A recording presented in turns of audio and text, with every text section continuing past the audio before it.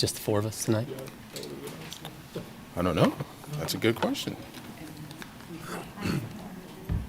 Neither have I. And see if I didn't know if Commissioner Silver.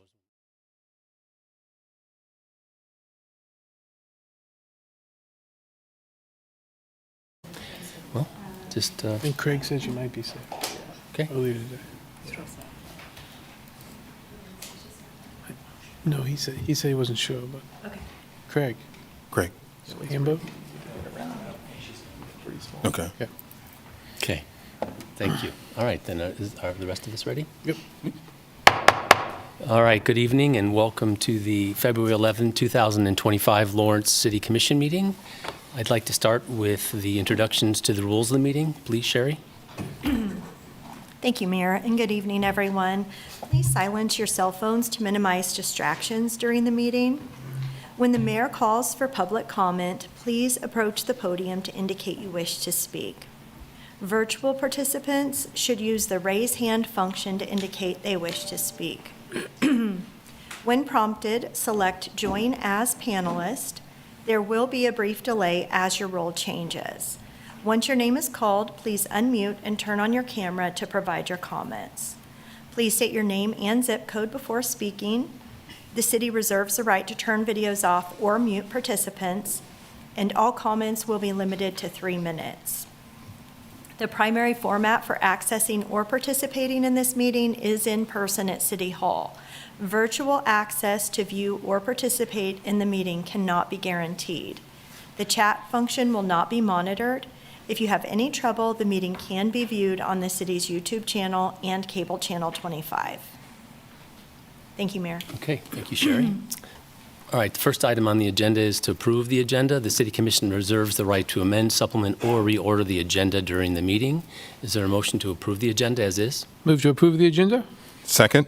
Motion to approve the agenda by Finkeldice, seconded by Littlejohn. All in favor, say aye. Aye. Aye. Motion passes 4-0. Next item on the agenda is the consent agenda. Items on the consent agenda are considered under one motion and approved by one motion. Members of the governing body may remove items for separate discussions if desired. Members of the public may remove items identified as quasi-judicial for separate discussion if desired. Members of the public will be limited to 3 minutes for comments on those items. Okay. Any desire to remove anything from the consent agenda? No. All right, very well then. Is there a motion? I don't think there's any close. I Yeah. don't think so. Move to approve the consent agenda. Second. Motion to approve the consent agenda by Finkeldye, seconded by Littlejohn. All in favor, say aye. Aye. Aye. Motion passes 4-0.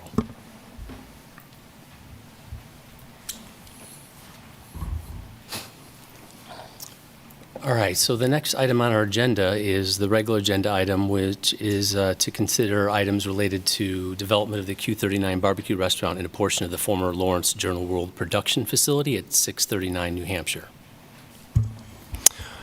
Good evening, Commissioners. Brandon McGuire, Assistant City Manager.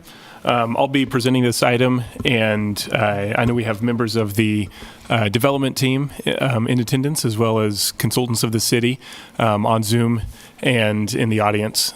So together we will all be available to answer any questions you have after a brief presentation.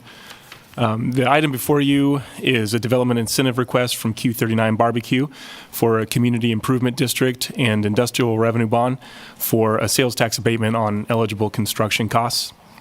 The principal amount requested for the IRB is $5 million. Development incentive applications are usually submitted on consent agenda. This request is presented this evening on regular agenda because the applicant requested immediate consideration of the IRB. Circumstances with the development have changed since they committed to the project, prompting the request for an immediate consideration. And I'll leave it to the applicant to kind of explain more about those circumstances in the project. The project at 639 New Hampshire Street is an example of an adaptive reuse in an older downtown building that has been unused or underutilized for years.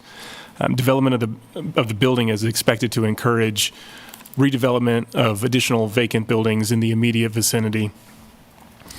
The requested Community Improvement District, or CID, would establish a 2% sales tax over 22 years to reimburse a portion of the developer's costs. As presented, this part of the request would go through our typical analysis and negotiation process before returning to the governing body for a decision at a future meeting. So the action on that piece of the agenda report is simply to accept the application and refer to staff. As with most of our development requests, incentive requests, third-party costs incurred by the city for any analysis or preparation of legal documents, such as in this case for the issuance of IRBs, are paid for by the developer through a funding agreement with the city. That item is also on your agenda for consideration this evening. Again, as I said, our consultants from Baker Tilly and Gilmore and Bell are in attendance, and I believe the development team would like to provide some comments to the commission before discussion. Okay, thank you. Who would like to start first? Patrick.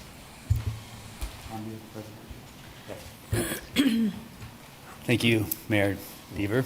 Commissioners, good evening. My name is Patrick Watkins. I'm an attorney here in town. I am here with our development team, and with me is, I should clarify first that I am here on behalf of RKM KU LLC. That is the property owner of record. That is the applicant for this incentive request. Q39 is the eventual tenant. There will be a traditional landlord-tenant relationship between the applicant and the eventual user of this property, which is, of course, Q39, as Brandon noted. With me tonight is Kelly McGee. She is the owner of Q39. She's also the owner of RKM KU LLC. She is the developer here. Her team includes Andrew Canisi, Kirk Ridgway is here. On the phone, we also have Curtis Ramsey. He is a coordinator of the project. I'm really pleased to be here. This moment in time really represents a lot of work, a tremendous amount of work, and a series of accomplishments to get to this point. The incentive application on its own is a recognition of a substantial and challenging investment in downtown Lawrence. As a community, we do so much to plan and protect downtown Lawrence, and to be at the table right now with a group that is ready to invest at this location is a tremendous accomplishment, tremendous opportunity for the community. It's also a success story for our economic development policy. We hold ourselves out as a community to potential partners for the right types of projects. And this is just that. It is the right type of project. The economic development policy is working, and tonight is a celebration of that achievement. This project is a starting block for what the community can hope to see in the Journal World building. It's the largest unused building in the downtown district. It's been vacant for over 10 years. The impact that a vacancy has on the downtown corridor cannot be overstated. To have an investor already doing the work to get this building into usable shape is worthy of celebrating. But let's talk about the project being proposed here. What's left of the Journal World building is probably easiest described as more burden than benefit. It's 70,000 square feet of industrial newspaper printing plant. It's the elephant in downtown Lawrence. This is a property that several developers have tried to develop in the last 10 years. It's been reimagined as a conference center. We've seen a proposal for a grocery store. We've seen a proposal for an entertainment venue. Each of those groups was under contract. Each of those groups spent good money trying to do due diligence to find a way to develop this property. Each of those groups fell out of contract. It is very difficult to develop this property. What remains from the building is not particularly helpful. Needs new roofs, new entries, new access, the full range of mechanical, electrical, plumbing systems. If they're in place, they need replacement. All forms of city infrastructure require new connections to upgrade. The work is intensive. The costs of redeveloping this site are exceptionally high. It's easy to say that redeveloping this site would have been less expensive if we could scrape the property and just start fresh. It's that sort of development project. Of course, our preservation requirements would require quite a bit more than that. And we did go through a design review process where we spent about 90 days asking for permission to paint the building. But we're not allowed to just start fresh here. We've got a building to work around. But like every other project that's being considered for this site, we've got some economic tools that we can apply to it. The city's economic development policy was passed in 2019. It's an important document for our community. It gives an important message to the world. If you're interested in investing in Lawrence, here are the things that are important to us, important enough to us as a community that we'll consider partnering with you. It's a statement that we publish openly on our city's website. It's a policy that's relied upon by businesses and investors looking at Lawrence. It's a policy that keeps Lawrence relevant in Northeast Kansas among our peer cities who use economic incentive tools far more aggressively than we do. It's a policy that helps shape the growth of our community. You all know what it says.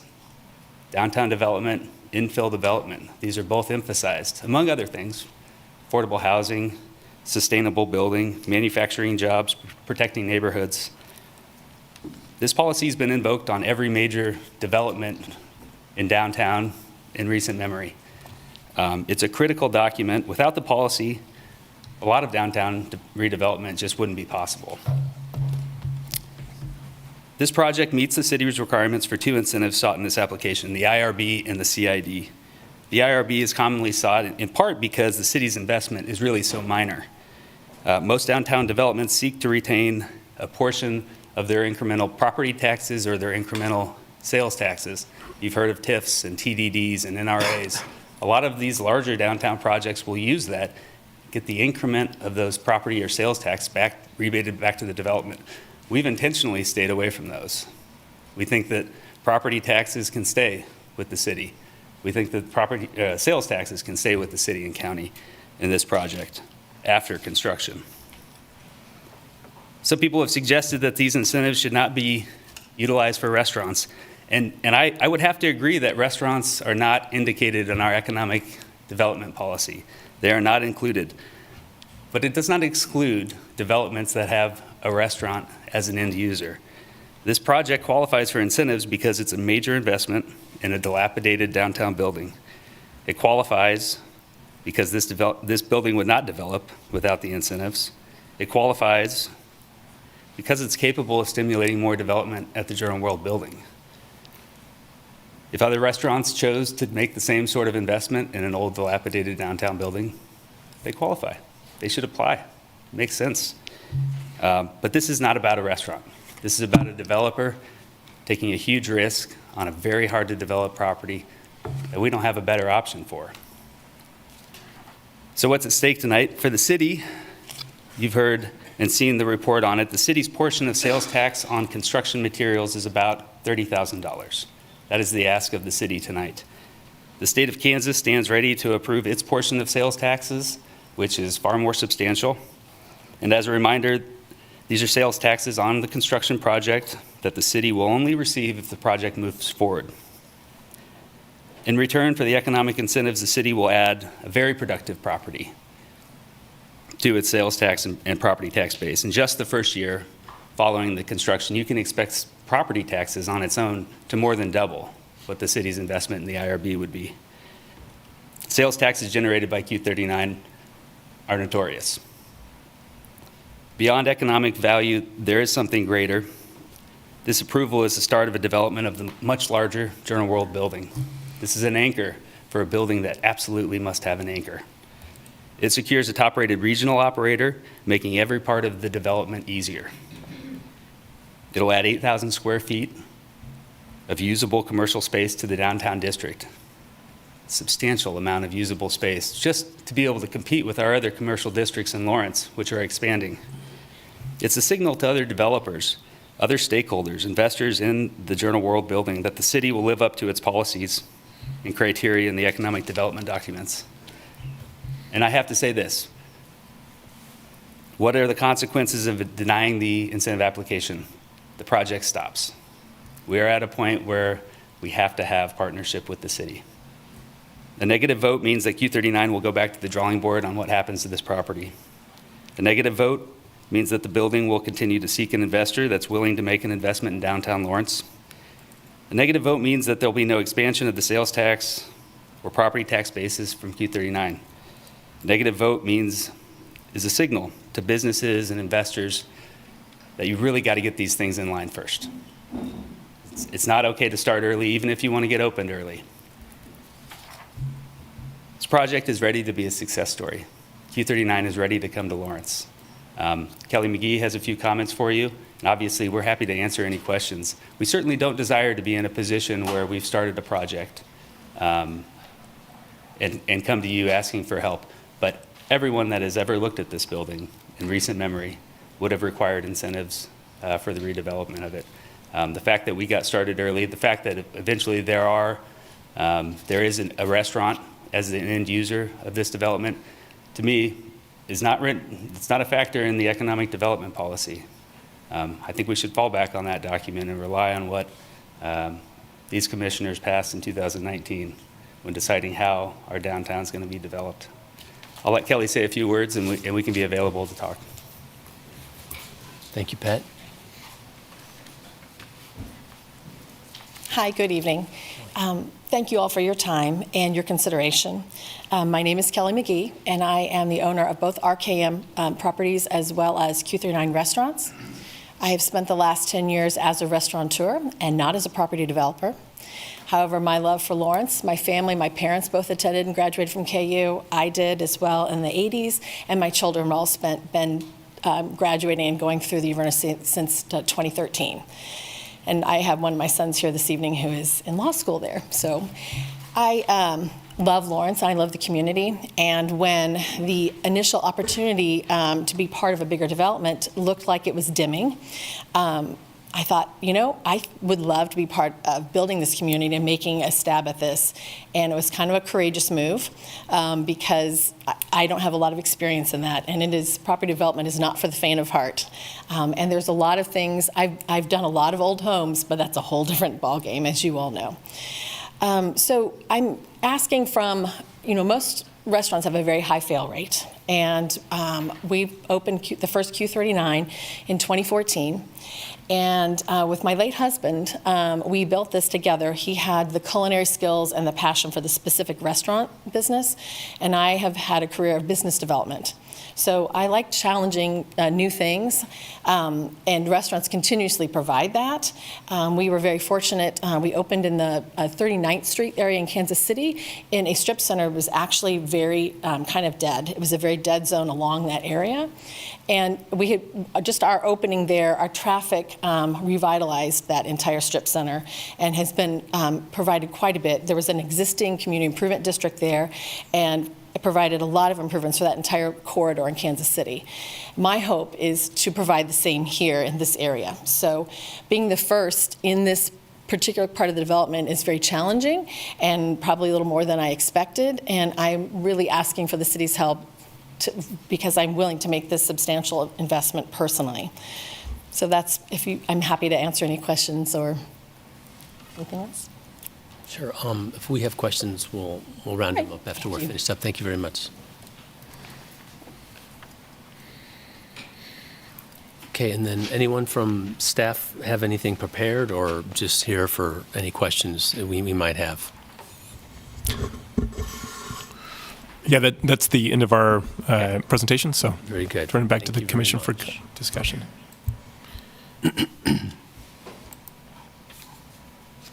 All right, so I'm going to go ahead and open this up to public. You have questions first? So Oh, you want to go questions? Of course, yeah, please. either way, just Yeah, please. Brandon or someone from staff, and maybe it's Patrick, but can you talk a little bit about what kind of work has been done? Like I'm thinking water, sewer, and is that work related just to this building or related to the whole, just to this part of the LJ World building or the whole building? Sure. Needs all new infrastructure, so we've got to tap into the sewer line in the back. And we've been informed that the sewer line was relined 20 years ago and that we can attach into what is there. There might be a future relocation of that sewer line around and outside of that larger Journal World building at some point, depending on who might come next. We know that there are other parties looking at the Massachusetts side of this building, and they're actively engaged in that consideration on whether the sewer line gets relocated. The water line comes off of New Hampshire Street. It's been upsized to a 2-inch line. There's a $50,000 impact fee for that. So we get connected to the water line, but presumably water will be supplied to each individual parcel as they develop. Electrical, I think we're sorting out electrical for a good portion of the rest of the property. Right now, it's on the north end of the development. All of it's stacked at the end of the alley. It requires new transformers. We've negotiated a private easement to get a line down the alley to the Q39 location.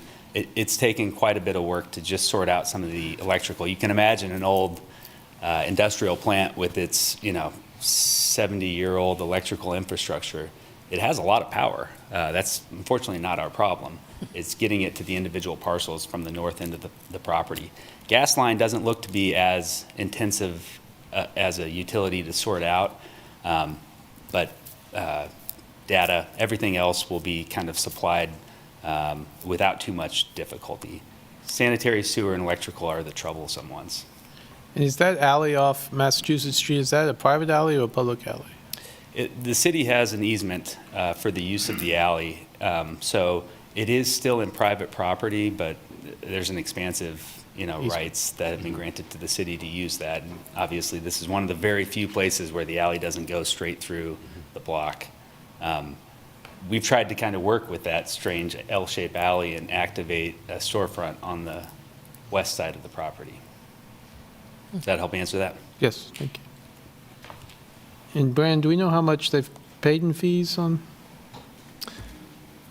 Yes, I've got that number. So the commercial addition permit fee was $14,290, and the system development charges for the 2-inch meter that Patrick referenced was $52,491. So to that point, does that $52,000 upscale service charge, will that alleviate the service charge associated with any additional connections upstream?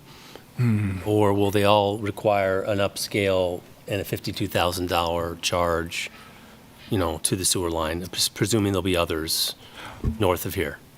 That's a good question. I don't know the answer to that off the top of my head. Patrick, have you had that conversation with our? I think that's water distribution, so that's not even. Oh, so that was the $52,000, that was a service line to the building, so that will serve the whole building? Will that be enough to serve the whole building? That's what I'm. No, I okay. think there's an expectation that other parcels will pull their own line in and they'll have their own impact fee. Okay, and then how about the sewage line, too? That's one thing, when he brought that up, did you have to upsize any of the sewage discharge systems at all yet?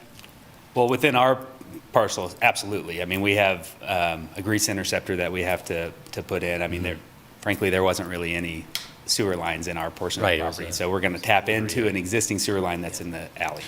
So it was kind of weak on that part, so you already did all that work. You've already done the subsurface infrastructure work in the building? No, but we've planned it all. Okay. And it's been a topic of a great deal of discussion, and Very good, thank you. Dave Cronin and I are buddies now. Yeah, there is a challenging sewer line in other parts of the Okay. property. Any other questions for the presenters or the city staff? I have one. Patrick, how old is the building and the complex itself, the Lawrence Journal World building? I know you said it's been unoccupied for about 2 years, but I just was wondering the age of the building, just to give context to how much work it would take to go ahead and rehab it or renovate it. Sure. Our portion of the building was built at multiple times. There's actually 2 different levels within it. I've gone back on aerial maps to see if I could find out, and I'm not sure how old it is. I mean, I think we do know that there was a portion added on Mass. That's the most recent portion. When they started printing the USA Today, they added a big Mass street frontage. And then portions of the rest of the building were built over time. Mm-hmm. I'm betting, I used to be a delivery boy for the Journal World, so I used to pick up the paper at this distribution dock.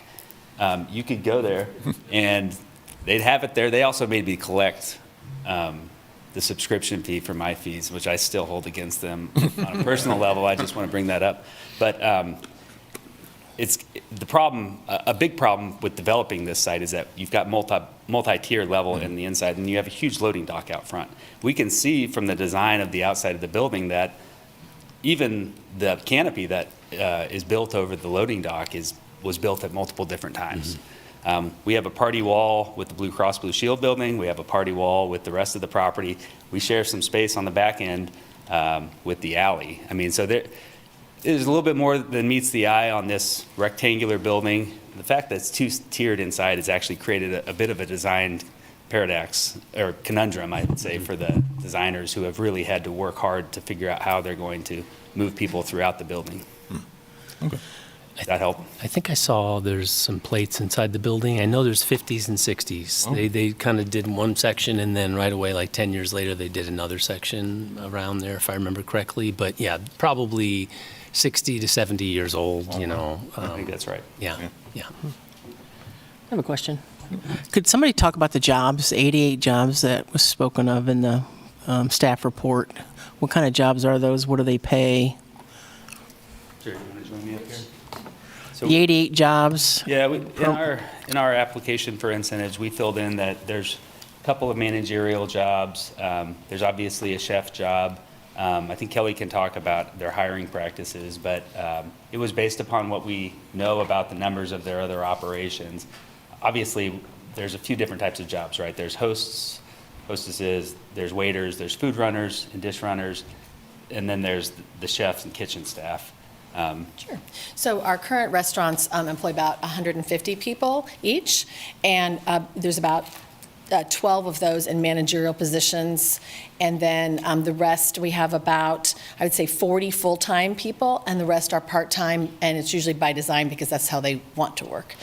And so we have the heart of the house, the back of the house, people who do the cooking and produce our food. And then we have the front of the house, which is typically servicing guests and customers.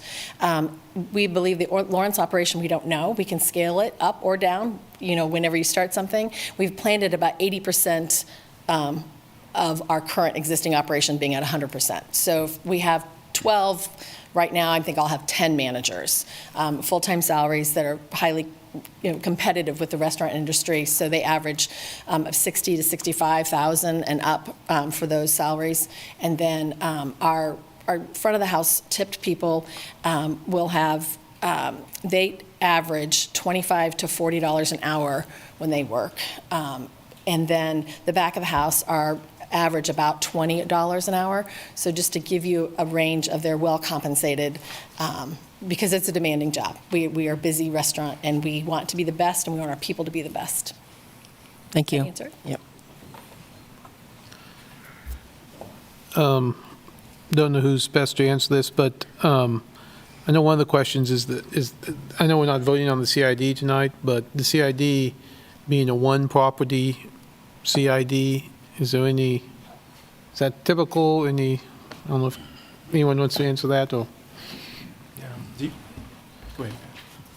Yeah, it's a bit unusual, right? We could perhaps choose to charge more and maybe get the same effect. But in this case, you know, from our perspective, we do have two different entities here. We have a developer who is spending a great deal of money and investment to try and just get this place usable. And then we have a traditional lease with the tenant. We think it's appropriate. We think it's, obviously everything is by the books with Q39. We think it's easier to track to make sure that this money flows back in to repay the developer. It's a major cost. It's sort of like making sure that you're paying your mortgage to pay back what major investment is there just to get the place usable. So we did analyze that. We looked at it, and we fully understand that it's a bit unusual that it's only one property. With that said, the rest of this property will develop at some point. You know, we believe that Q39 being there will cause more development. It would not be impossible to expand the district. If you have an operating district, it's that much easier for other people to say, you know what, if they are able to have the district, maybe we could rewrite this to include more properties and expand it for other people's use. I think it could be at least a beta or an example of how it can work. If I think ideally you have multiple tenants, but, or multiple revenue sources that are going back to the CID, but in this case, it made sense to us. Okay. I guess you made a good point there. I'm not sure I've been involved with the expansion of a CID, but you don't have to have, if the rest of the building came in, it wouldn't have to be a second CID. It could be the expansion of one since they're contiguous. Well, I think Kevin may be able to answer that better than I could, but to me, there's obviously some way, this is an agreement, we could rewrite the agreement at some level. But Kevin is the city's bond counsel, I think he would know the answer. I don't know if Kevin, He's joining now. okay.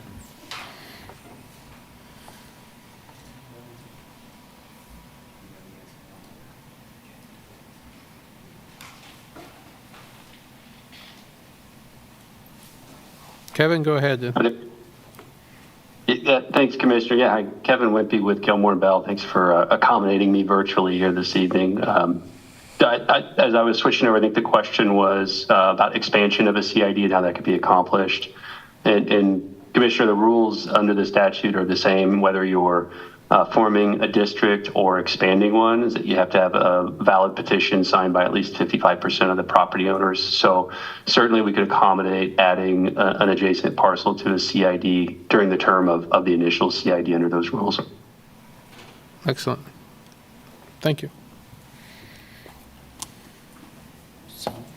So clearly, does that mean that they can add it without additional process of notification, or do we then have to go through the same process of communicating with 55%, or can we just add them on? Did you get your answer? Well, I'll let Kevin answer that part. Okay. That's a good question. I mean, that's what I'm trying to figure out.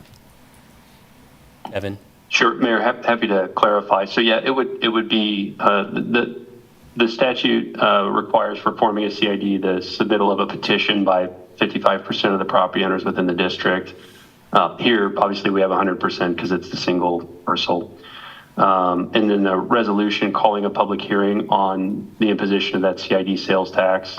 There's notices that go out via mail and also publication of that resolution. At a subsequent meeting, a public hearing's held, and then consideration of an ordinance levying that CID sales tax. That entire process would have to be repeated with regard to the expanded CID should that come to pass. That's exactly what I need to know. Thank you. You bet. Any other questions? Okay, we'll have more later. We can talk. Okay, how about public comment on this?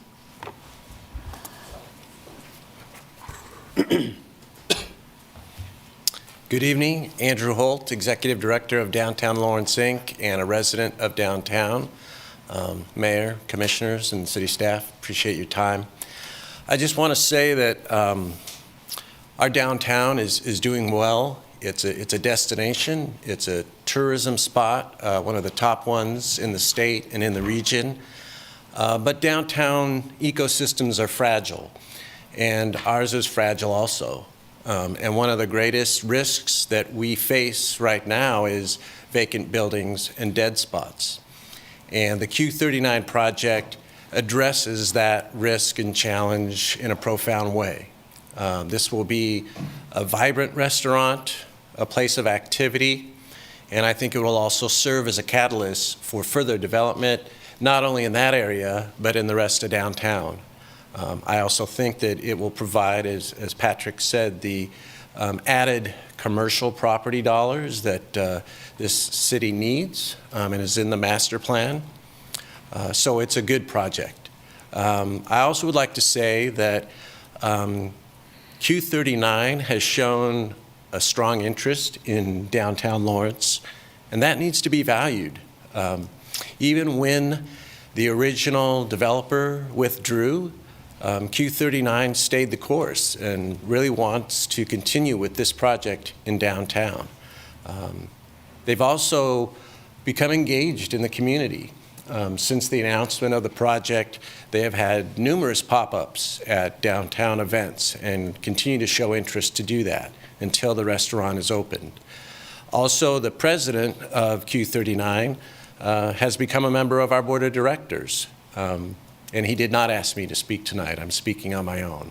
So I think that Q39 has shown good faith towards downtown Lawrence. And I think that that needs to be valued. And then finally, I would just say that this is the type of project, it's going to be a vital, dynamic restaurant in a place where nothing has been for 10 years. And these are the type of projects that communities do that have thriving downtowns, as opposed to communities whose downtowns continue to struggle. Thank you. Thank you, Andrew.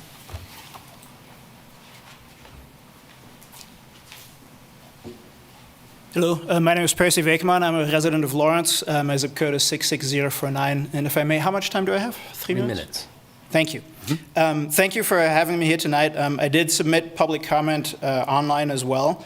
I'd like to summarize what I submitted via email for everyone present here, and then I've got a couple of responses, time permitting, based on what I heard earlier.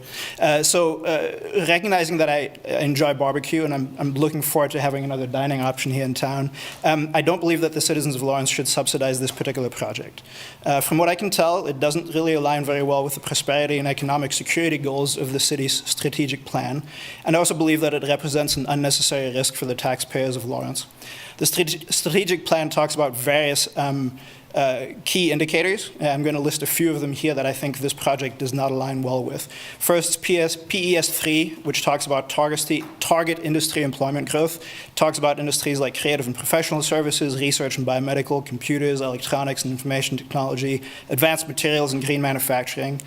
PES 7 talks about increasing the area median household income. PES 2 talks about the percent of residents who are satisfied or very satisfied with Lawrence as a place to work. And lastly, PES 1 talks about the percent of businesses that are satisfied or very satisfied with Lawrence as a place to work. I don't believe that a food service business or Q39 in particular aligns well with these goals. Firstly, restaurants are clearly not one of the target industries in PES 3. Secondly, the median annual earnings for food preparers and servers are slightly above $30,000. Do we believe that this moves us towards our target household income of around $54,000? And also note, I heard some salary ranges given earlier. I did a quick search on Google, and the open positions that I see with Q39 at the moment all seem to pay under $20 an hour, so I'm not sure where the disconnect there is. But it's also not clear that food service work in general leads to high job satisfaction. And when I look at resources online like Indeed and Glassdoor, they suggest that Q39 employees in particular might not be highly satisfied. The other thing that I'm concerned about is I note that the project is being proposed by RKM Properties LLC, which is a new Kansas entity. It is not the same entity that owns the existing Q39 in Overland Park. That is RKM Properties is the one in Overland Park. RKM KU is the one that's proposing this project. What happens if this restaurant does fail? What is the city's liability? Will we be holding a $5 million bond to an improved building that's really only useful for restaurant use? And what do we do with it at that point? So that would be a concern that I'd have. That sort of summarizes what I had sent in earlier. And then I think the only thing I'd like to add, if I have time, sales tax expansion. That assumes that bringing this new restaurant to town will actually increase overall economic activity. If I understand correctly, Baker Tilly's analysis isn't planning to examine whether that would actually be the case. Time. Thank you. Thank you.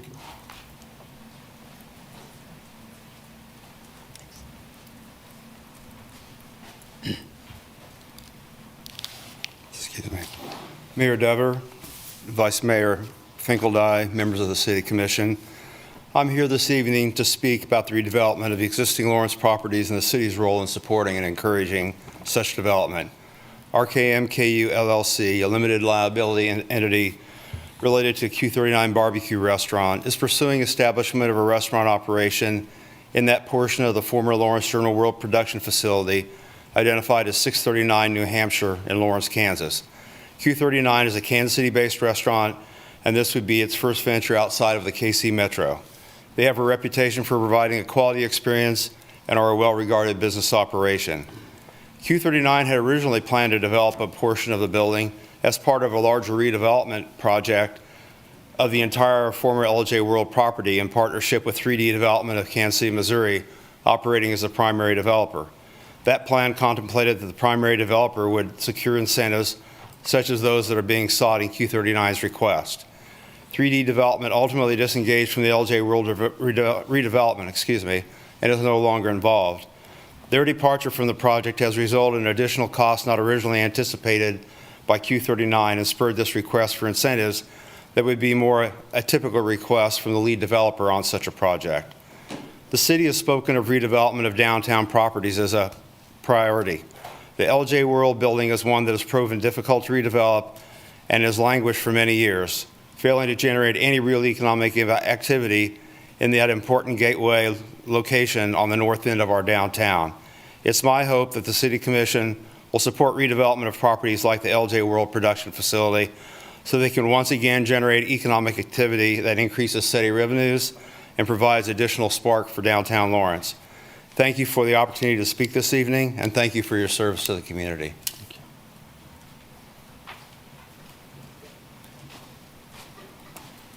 Hello, Steve Jacob, Lawrence, City Commission candidate. I am in general against tax abatements, or as I call it, corporate welfare, and this project is extortion. It was not the taxpayers' fault that their funding fell through and they need this money. We already have destination restaurants nearby, like 715 Mass Street Fish House, who are not doing this on the public dime. It is not fair, and frankly, it's not capitalism. We cannot tax abate our way to prosperity. And I have not heard, they're just hoping that we get development there. In this environment, with the high taxes that's already coming from downtown, that's pretty questionable. Thank you. Thank you.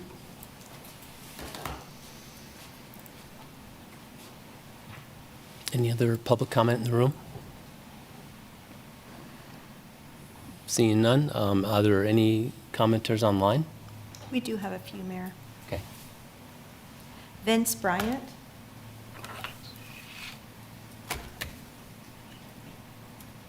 Good evening. My name is Vince Bryant from 3D Development. Not sure why my camera's not working, but it's on. Thank you for giving me some time to speak here. I've been referenced a couple times. We are the latest developer to attempt to redevelop this whole 70,000 square foot area. It proved very challenging, as I think Pat said very well. These really are shells of buildings that require all new mechanicals systems, new roofing, stairs, in other locations, elevators, things like that throughout this whole project. So it's a challenging project. I think it's a very challenging time in the restaurant industry. There are labor shortages. It's hard for full service restaurants to succeed. We were very excited to work with Q39 to come to Lawrence to be an anchor for this project. I think it's been accurately said as well that we anticipated all these incentives for the whole project that now, unfortunately, Kelly is having to step into and ask for the same incentives to make the project viable, being in the developer role. And I would also say that downtown, especially this project, certainly as an entertainment hub, if there are other entertainment options, is competing with some university funding and other hospitality options up on the hill, as you know. And then ultimately being vacant for 10 years, having multiple developers look at this site and have challenges to figure it out. And then I would just say my last point is that the sales tax portion is accretive, right? It's in addition to the sales tax that would normally be generated. So this is an additional 2% sales tax on top of the sales tax. So it seems like a win to attract this quality type of operation and business and concept to Lawrence, where many out-of-town restaurants have failed, and they aren't spending $1 million to open this restaurant. They're spending significant amounts of money to open this restaurant, make an investment in Lawrence. And with Kelly's ties to the university and the history of her family's ties to the university, you couldn't ask for a better company to come to downtown Lawrence. Thank you. Thank you very much.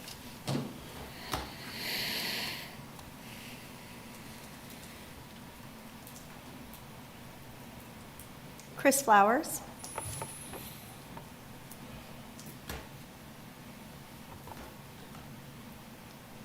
Chris Flowers.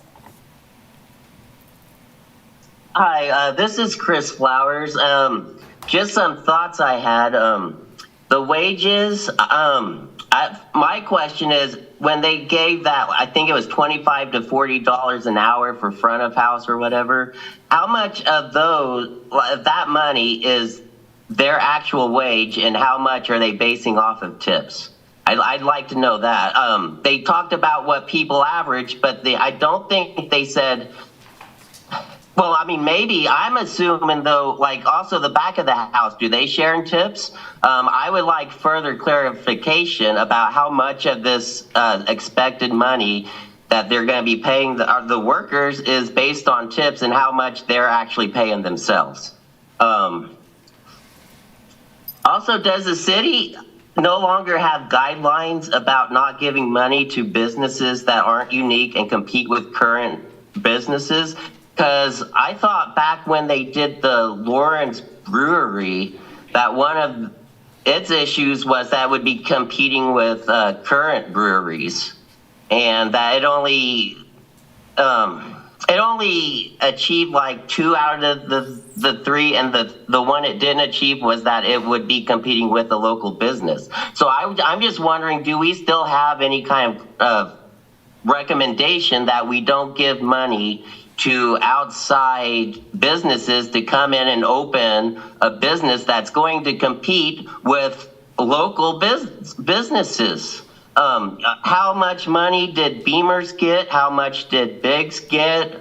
All these other barbecue places, and not just barbecue places. Well, they will also be competing with already established downtown restaurants. Like, just because someone eats at the barbecue place doesn't mean they would have eaten at another barbecue place downtown. It could be they see that location, it's new, hey, I'll go check this out. But I don't think it's fair for the already established local restaurants to have to compete with a business that the city's helping fund to run against them. That's the problem with corporate welfare, is that the city is picking winners and losers. And the winner you're picking, I don't think they're actually local. I mean, you're going to be potentially putting a local business out of downtown, or a local restaurant out of business to bring in an outsider. I'm against that. Oh yeah, it's going to raise property values. I thought part of the problem with Lawrence currently is housing costs. Will raising property values increase rent in the area? I don't want my property values to raise because I'll start paying more in rent. How will this benefit renters if they live in the area and now they have to start paying $50 to $100 more a month? Your time's up. Thanks, Chris. Appreciate it. Okay, thank you. That's all the comments, Mayor. All right, great. Thank you. I had another question that came up when Mr. Bryant was speaking. We talked about this change in the program from a large-scale project to a small-scale project, and identified these incentives as being a part of that larger project, and I think I understand that being the case. But there's costs associated with your facility.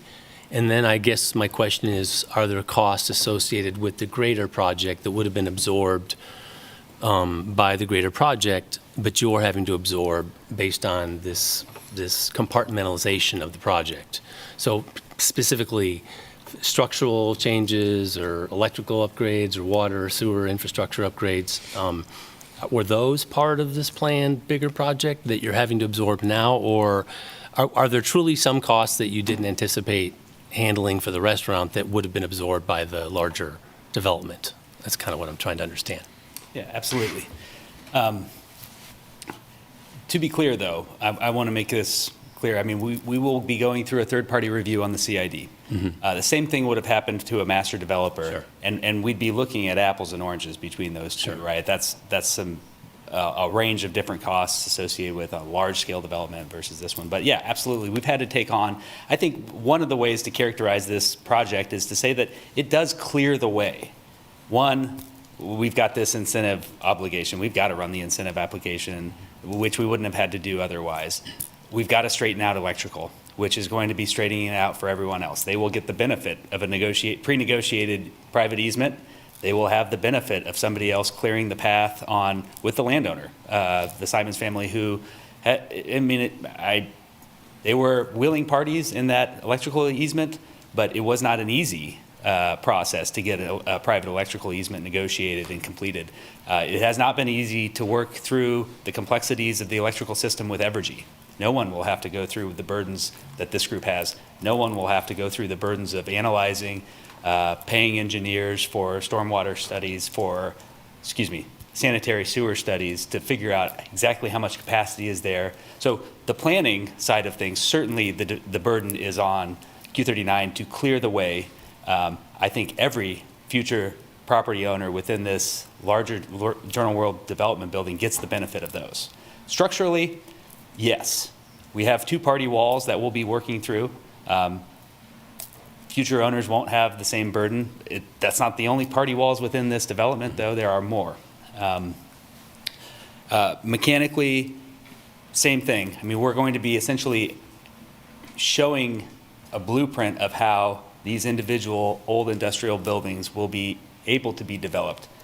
One of the real complexities is how do we get access in and out, maintain enough space for ADA requirements, but also usable space for our patrons, usable space for our back of house. I mean, this can be translated directly over to the spot that's being looked at on Mass.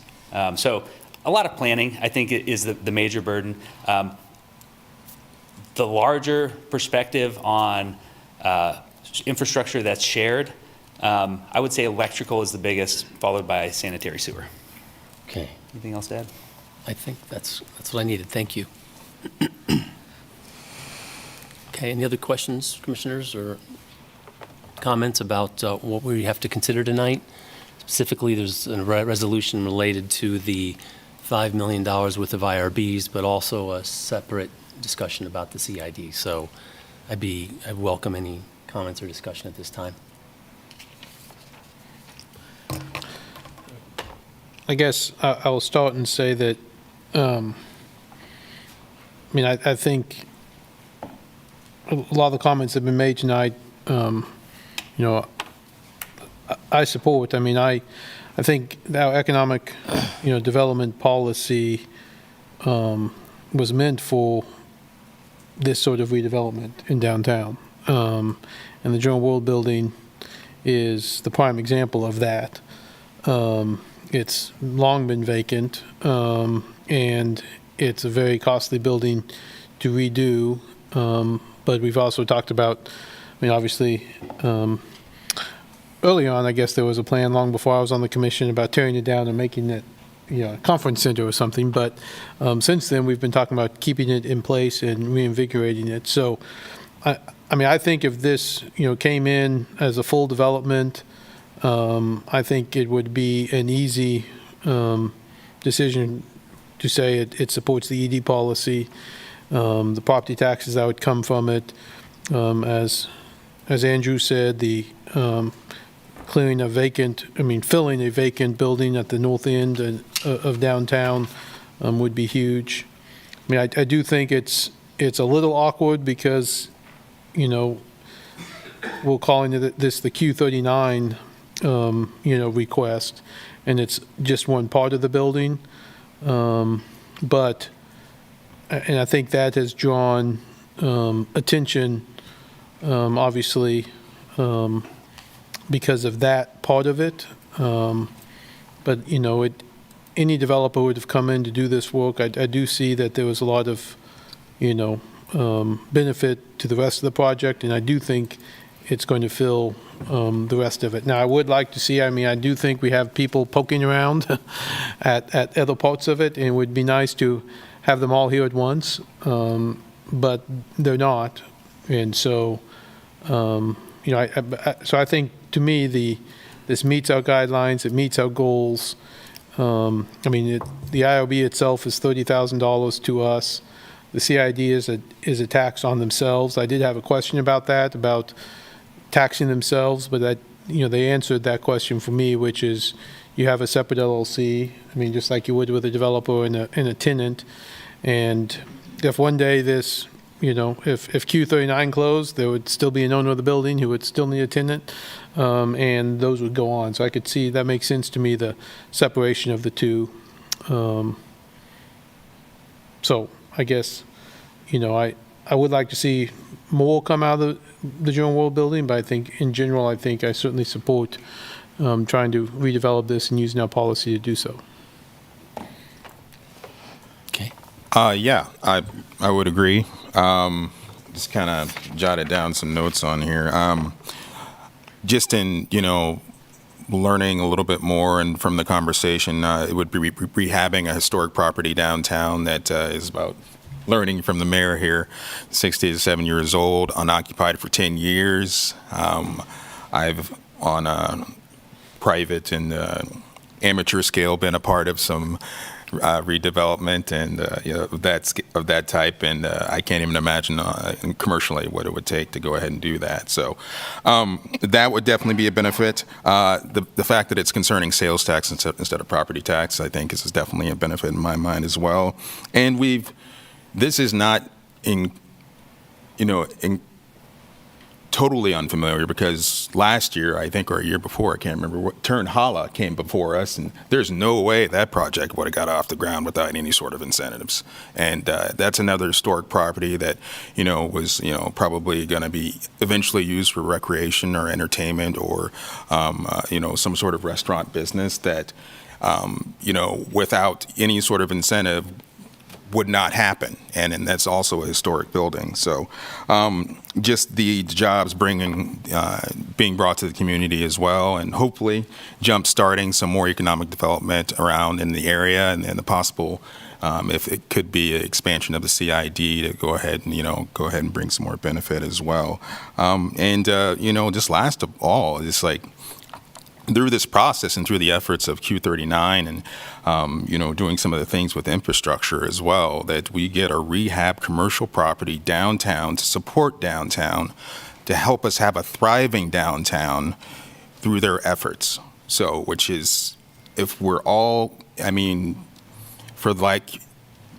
we currently and always say that we want to support a thriving and, go towards a thriving downtown, and I think this goes a long way towards it. So, long-windedly, that's my support for it. So you would support both the IRBs and the CID, or the moving forward with the CID, just prior and approving the IRBs before the assessment of the CID, but for analysis. Yeah. Yes. Pretty good. So we're going to divide the vote up? Or? No, I didn't know. I just want to make sure I understood, because there are two different issues in my mind that I'm Yes. struggling with, and so I just wanted to bring that up. So. Yeah. Well, I won't be able to support this tonight. I just don't think it falls within our economic development policy. I think of all the other businesses, many businesses downtown that have redeveloped their properties and put a significant amount of money into it without any consideration. I just don't think that it meets that, so I won't be voting for it tonight. And you wouldn't be in favor of a CID either? The CID, to move forward with the CID, I would be okay with that. Okay. I mean, that's their own. That's their own. Make sure I was okay with that. Yeah, thank you. Okay, so I guess. What about the? I guess the other. Would the CID information make any difference to you, Commissioner Lawson? I guess if we deferred the IOB until we consider the CID and get that analysis? No, I don't think it will. Okay. Yeah.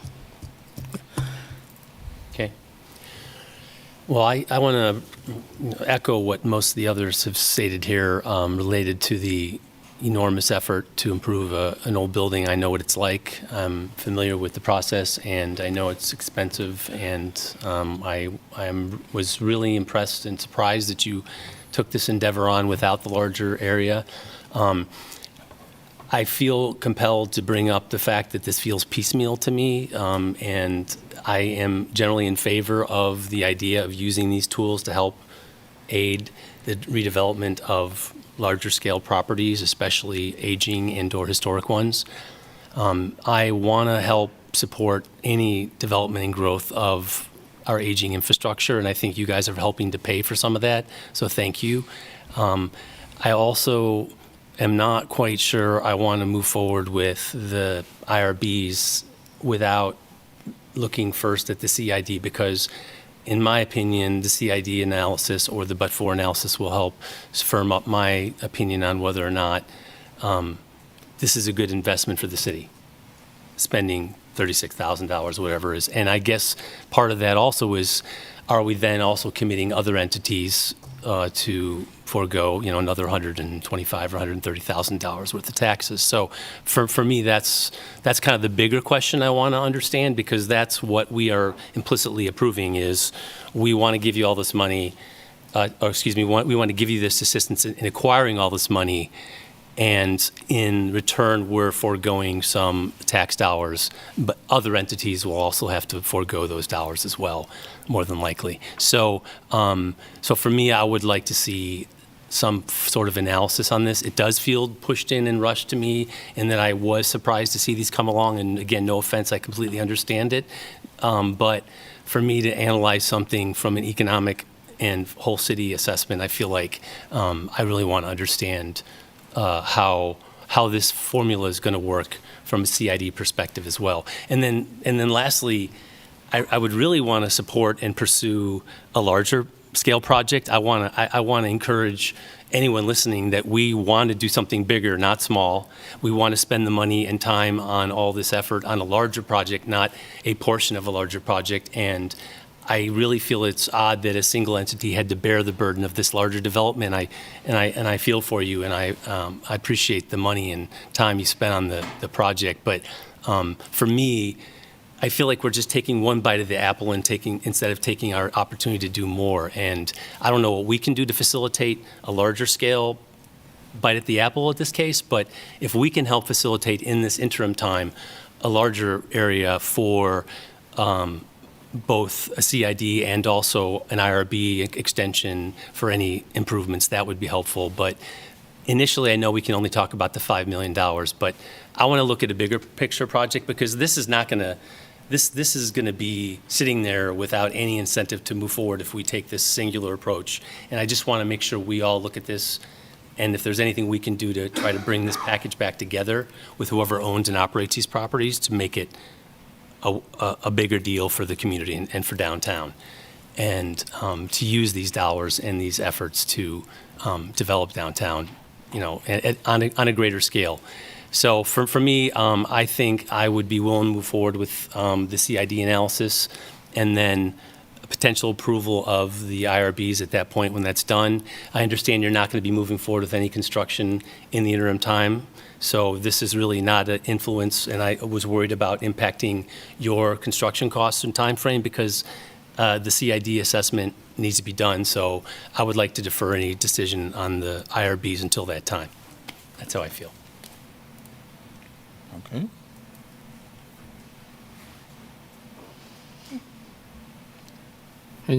Brandon, Craig, any concern with that process? I don't. No, I think I heard a consensus. Yep. So Yep. Looking for a motion probably. Yep.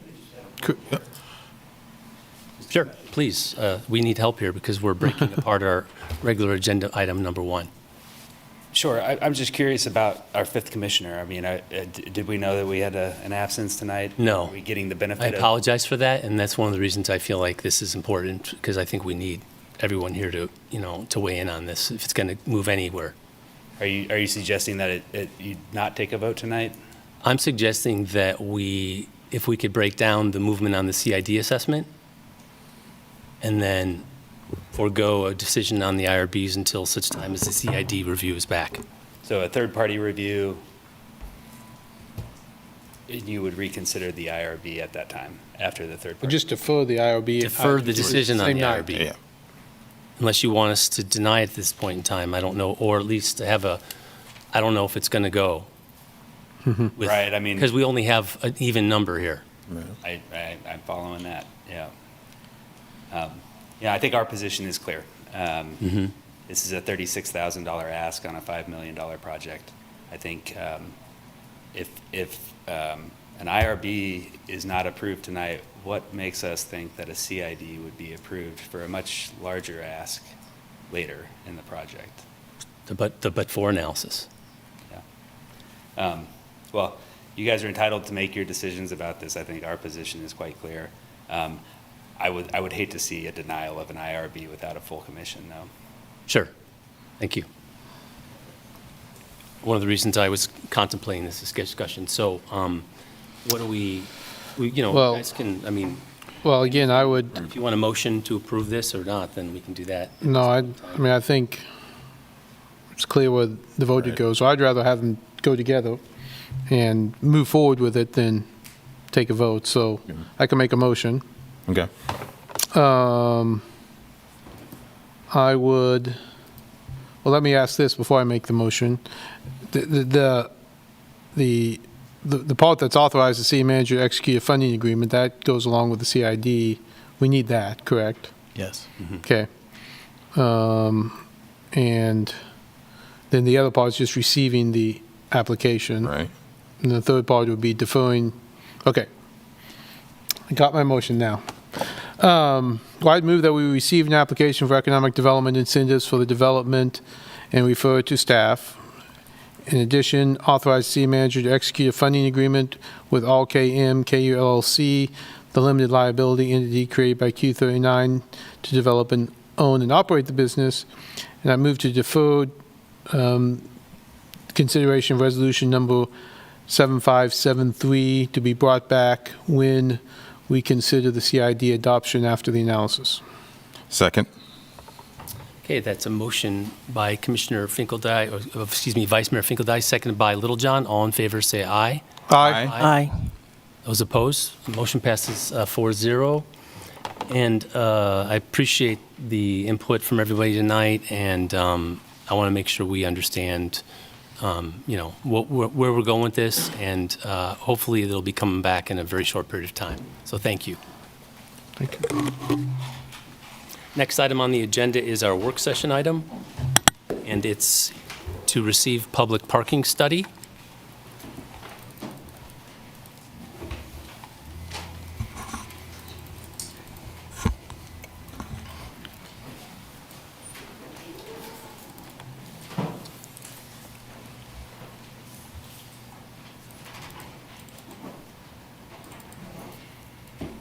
Brad, share that to Zoom at the same time, please. All right, I'll give that a shot.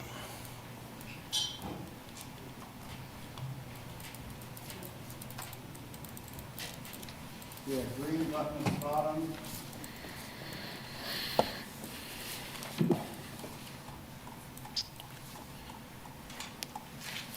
It says only one person can share at a time.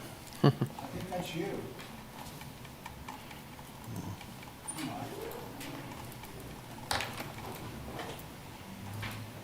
Oh, here we go. Okay, cool.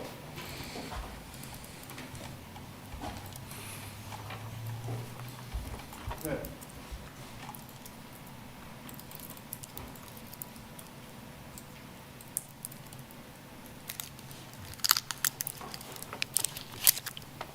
All right, see if I can switch my slides here 1 second.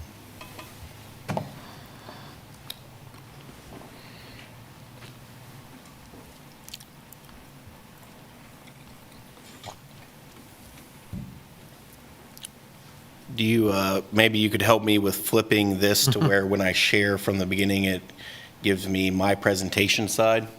Oh, there's only one monitor. So All right. you wrote this, right? I'm sure. Yeah, nothing to it, right? All right, thank you. Good evening, Mayor and Commissioners. My name is Brad Harrell, Parking Manager for the City of Lawrence. Tonight I'm joined by Eric Haggett with Walker Consultants. He helped with this project. And we're going to jump into, there's a substantial amount of information on this slide, so I'm going to breeze past a few of these in order to, for time's sake, to make sure that we have more time and context on the others. So when we talk about parking goals, we're talking about the downtown and how we need to set fees and rates to a rate that really inhibits or encourages parking behavior in our downtown district while also reaching our community's goals and needs in the commercial district. So here's a table of contents as we're overviewing everything we're going to discuss today. We will jump right into our system review. So what is the parking fund? The parking fund plays a vital role in maintaining parking operations for the city, relying entirely from revenues from garages, lots, meters, and citations. This funding is essential to cover the cost of maintaining parking facilities, enforcing rules and regulations, and also delivering excellent customer service to our visitors and the community. So this is a little screenshot of how the Parking Enterprise Fund keeps things moving. So as we continue to invest in our infrastructure and modernizing our parking technologies, parking revenues are anticipated to grow. And as they grow, it allows us to reinvest those dollars directly back into our downtown and the success of our downtown with programs like our Ambassador Program and our Future Neighborhood Permitting Program to make our downtown be one of the more desired destinations for visitors in Kansas. So a quick overview of our parking facilities. We have on-street parking and off-street parking. The total spaces in our downtown district is 2,602. An overview of our current parking fees and rates. Our 2-hour meters are $1 an hour. That's our short-term duration. 10-hour meters are 20 cents an hour. And our meter and overtime violations are $10. As for permits, garages are $20 a month, reserve spaces are $75 a month, and I would also like to add that we have a dedicated downtown part-time employee permit that's $6.25 per month in Lot 16 near Rhode Island. Some of the peer cities that we examined, of course, we had to have some of our friends from Kansas, Olathe, Overland Park, Manhattan, but we also wanted to include municipalities with a similar medium house income and population that also had that university component. So Ames, Iowa, Champaign, Illinois, and Columbia, Missouri. So in comparison of our parking rates and fees to similar cities in the region, we wanted to assess our competitiveness and fairness on current pricing. So a little bit of help for this graph. The bottom of each bar is the beginning of their cost, and then the very top would be the max of their cost. So as you can see on monthly garage permits here, we are very low on that scale when compared to other municipalities. And that trend continues into our next slide. You can see our off-street daily maximum is very low when compared to others. And for our overtime parking violations, they are also on the lower end of that scale. Residential parking permits in peer cities. So this part of our rate analysis is really to outline just the scale of what other municipalities might charge for permits. And so you can see here Manhattan is at 3 permits at $15. Champaign, Illinois has no minimum on their number, but they're very much more expensive, ranging from $360 to $675. And Columbia, Missouri is 3 permits at no additional cost. So that just wanted to kind of show the scale of what other municipalities do, anywhere from $0 all the way up to $675 for a neighborhood permitting program. Historic system performance. So as you can see from this graph here, we're going from 2022 to 2024. Parking revenues have been up and down a little bit during that time frame, but the total parking expenses has continued to rise. And that's primarily because of our continued investment in our parking facilities and garages. Maintenance on these garages is very expensive. In 2022, that number from the parking fund was around $230,000, and that number doubled by 2024 as we continue with, and those aren't all just large capital projects. They can range anything from elevator maintenance, ongoing cleaning maintenance, all the things that we need just to keep our garages safe, welcoming, and things like that. Parking Reserve Fund. So there's some flexibility on how the Parking Reserve Fund is spent. City policy requires 60 days of operating expense with a goal of 90. So that would have been $550K based on 2024 operating expenses. However, Parking Service would like to maintain a closer balance to 120 days, just to be on the safe side at $740K based on 2024 operating expenses. And that's primarily because of the large cost of this infrastructure. Parking garages are a very expensive asset for the community, very important for our downtown district. And in the event that we had some unforeseen maintenance that came up in a short order, it would be great if we didn't have to dip into a major impact into our reserve fund to do those procedures. So in 2024, our parking reserve fund balance was approximately $1.8 million. And we have a couple different ideas that I can discuss later on in the slides at what we could potentially use that to spend down on to help our parking operation. Annual parking activity. So 1.1 million hours paid in our mobile payment apps really showcases what that technology brought to our community. It is our most recent numbers on Massachusetts Street indicate that over 52% of people pay with the app in lieu of the coin. So that's a huge thing that we brought to the community. And also on the other side of that, 1,200 permits sold each year really support the long-term parking needs. So we've got a variety of needs in our community. We need short-term, we need paid parking, but we also need that long-term parking that goes directly to assisting our downtown employees, our downtown residents, and just downtown long-term parkers. Our Downtown Ambassador Program. So this is one of the, this is funded and staffed completely by parking enforcement and one dedicated volunteer. So anytime I can give a shout out to our friend Walt, I would like to do that. But as you can see by these numbers, it really just showcases our commitment to the success of our downtown, the cleanliness of our downtown, and the welcomingness of our downtown. 23,000 gallons of trash is a really large number, but I feel like more importantly on this graphic here is the 412 individuals helped during that time. So these are one-on-one interactions with our parking staff, people that have worked downtown for a long time, can help point people directionally, can help them give them advice that, hey, there's a good spot to go grab lunch, here's a good spot to go shopping. And I think those right there just, helping our community and assisting in the welcomingness of our community downtown. Garage deferred maintenance. So in 2017, the city hired Walker Consultants to assess the physical condition of our garages and do a 10-year asset management plan for each facility. Since 2017, we've completed a number of major projects, mostly with waterproofing at the Riverfront Garage and also the New Hampshire Garage. In 2024, we also enclosed the first stair tower at the New Hampshire Garage, which is a huge improvement to limiting the consistent maintenance needed on the rails and the walkways on each one of those. And weather pending, I know we might have some snow. I didn't want to say the S word, but we are charting to start another project on another stairwell, hopefully in the coming weeks here to enclose another one of those. Even with accounting for all those projects and many more that were not outlined in the study, it's still estimated that we have $4.3 million in deferred maintenance in the parking garages that's needed over the next 10 years. Parking fund financial outlook. So status quo would be no additional rate increases from the parking operation. This did incorporate the decriminalization of parking, anticipating to lead to a little bit greater payment compliance. But unfortunately, the parking fund net income will be insufficient to cover the necessary garage repairs over the next 10 years. So here is a graph to kind of outline that. As you can see, the total parking revenues and total parking expenses, that line is dangerously close there. It really doesn't allow for much fluctuation in our operation. And as we continue to invest in our parking garages, parking lots, and technology, you can see that fund balance continue down all the way in, to dangerous numbers within about 5 years here. System enhancements we explored. So we cast a pretty wide net when we did this. I wanted to make sure there was nothing that no stone we left unturned. We wanted to make sure that if there was any options out there that would fit well for our community, I wanted to bring them here for you for discussion.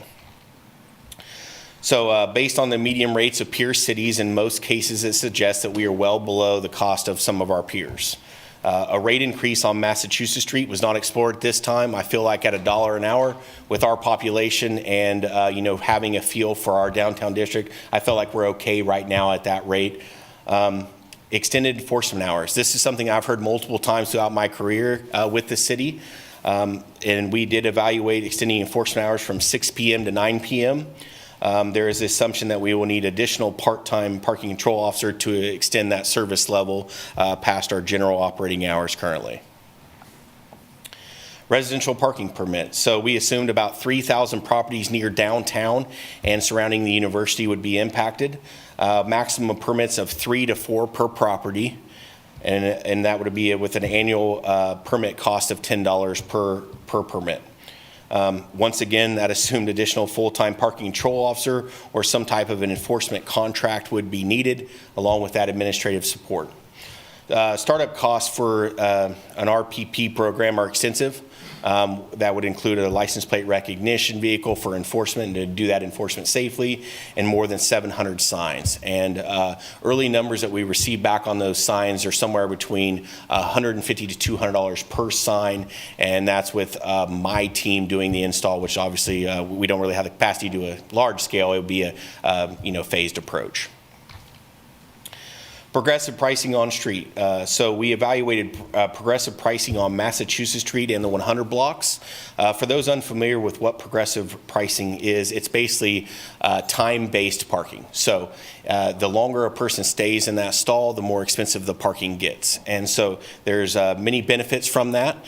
For people that frequently park downtown for long-term needs, there is less of an incentive to be there during that whole day.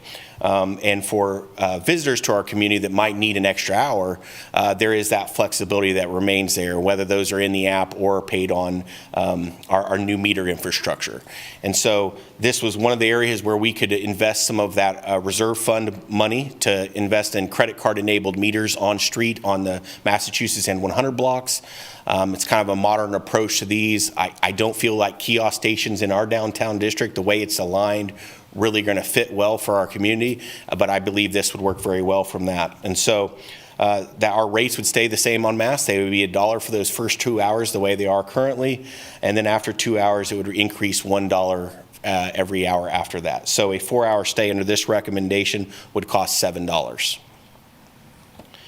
So net income of these system enhancements. So everything I have outlined here for you, on a later slide I will show what those projections are, but they are just these. Now there's some other things that we evaluated and we can discuss those further as well, but everything here is going to be on that last graph. So just to outline a few, of course, permits.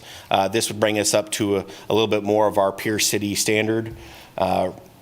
Also, meter violations, $10 to $15. When we talk about changing parking behavior from our rates and our fee structures, this is really important. So historically, before we had $10 parking violations, we issued $5 parking violations. During that time, we issued 100,000 parking violations a year, which is a very large number. The increase to $10 citations decreased that number to 60,000 issued each year. So that's when we talk about encouraging compliance, encouraging good parking behavior, and benefiting our downtown. And we feel like a similar decrease would happen with this increase as well, to encourage that, good parking behavior, long-term parkers parking those long-term needs.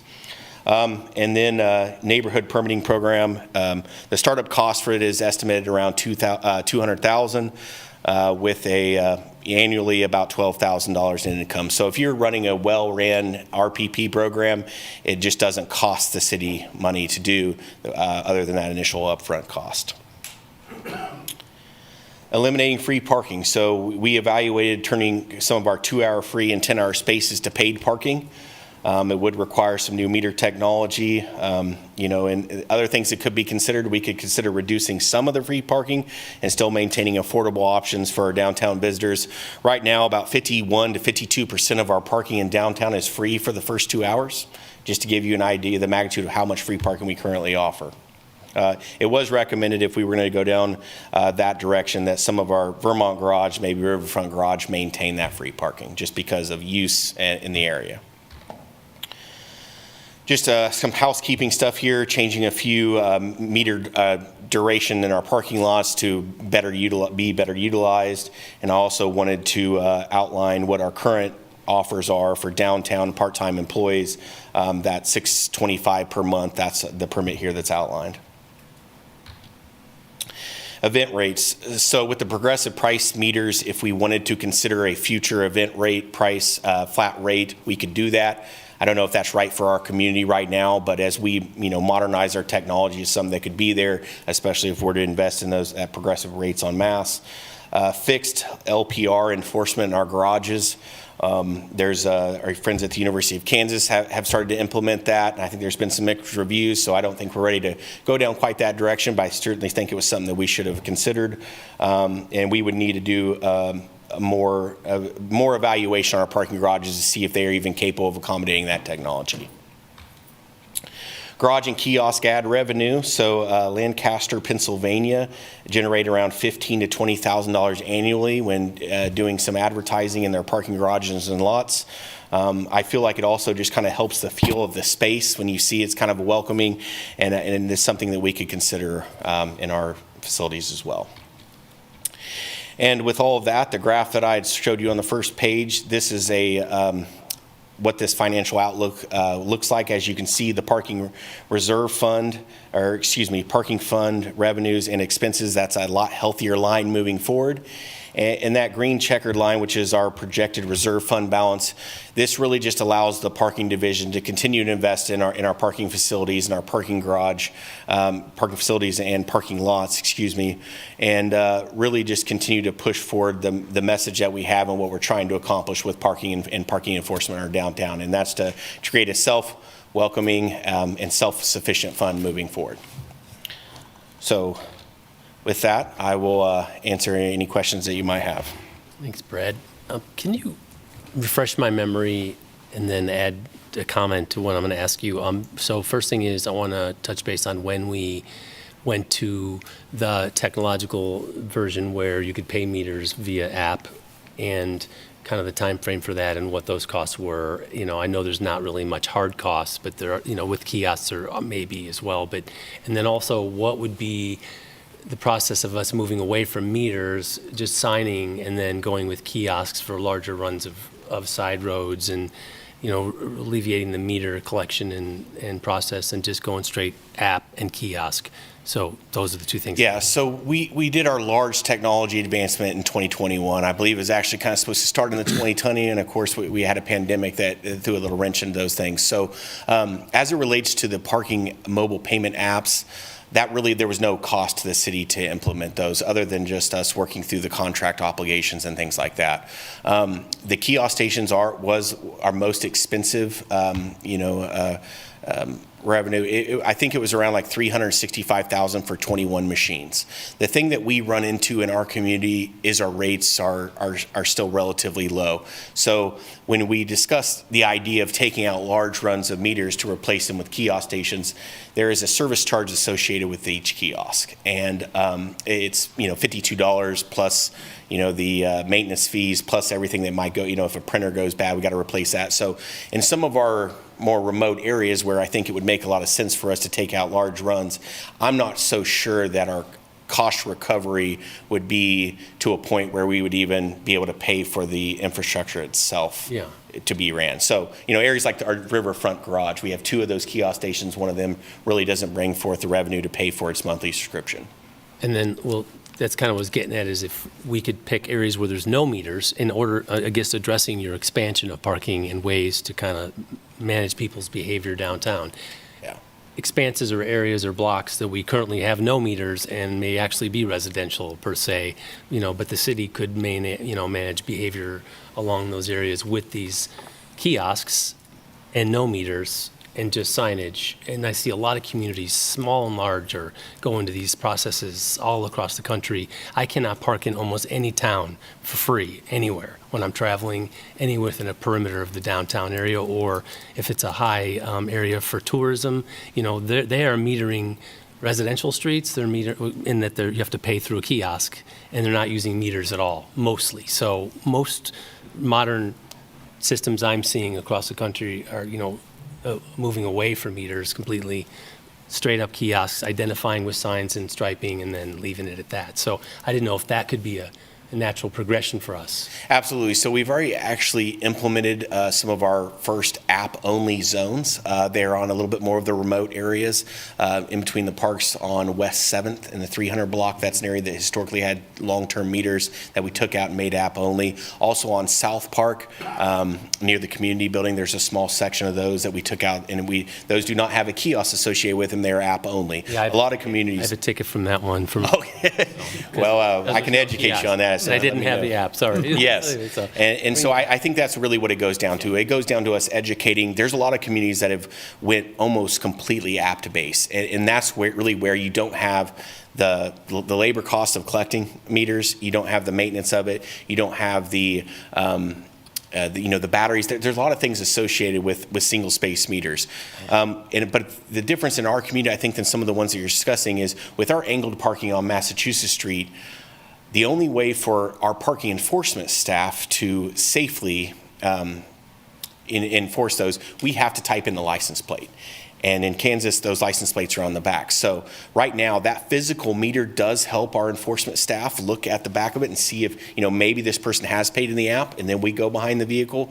But if we went to a kiosk-based system, that means we would need to type in every single plate manually. I'm talking about more on side streets. Right. Specifically. Yeah, absolutely. And I think that if our rates were at a point where they could, support the cost of those kiosk stations, I think that'd be a great initiative. And also clean up our streetscape as well in the downtown district. Right, that's part of the eyesore and the way things look. Absolutely. Aging infrastructure, and again, the time and energy associated with collecting those quarters, dimes, nickels. Yes. Sorry. I have a question. Talk about neighborhood resident permit parking. Could you give me an idea how you would determine what neighborhoods that would be enforced on? Yeah, so right now, the way that most municipalities evaluate it is they try to search for the problem. Like right now, what I think we're going to try to do is search out a pilot program in our community so we can evaluate that with our current license plate recognition vehicles, just to get occupancy of an area. And then from there, when we identify a suitable neighborhood for this, for this pilot, then we can do that communication with them, offer the permits at free, no cost, and then we can allow us the opportunity to determine what's going to work best for our residents in our community. And I think that would be our initial step, and then it's going to go into a broader implementation. And what most municipalities do is they require up to 60%, I believe, and there's some variations in this, 60% of the people in a particular neighborhood have to be in favor or request the neighborhood permitting program.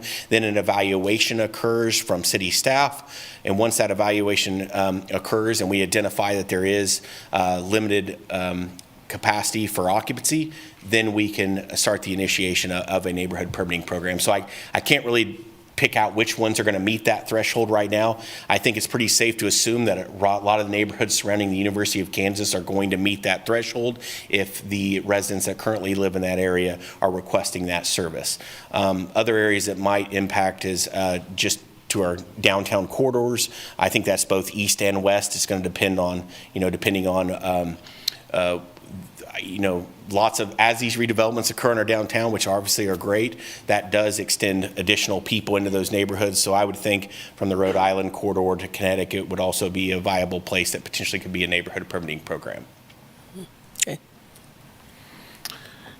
Question on the time of operation. We've certainly heard a lot about extending later in the night.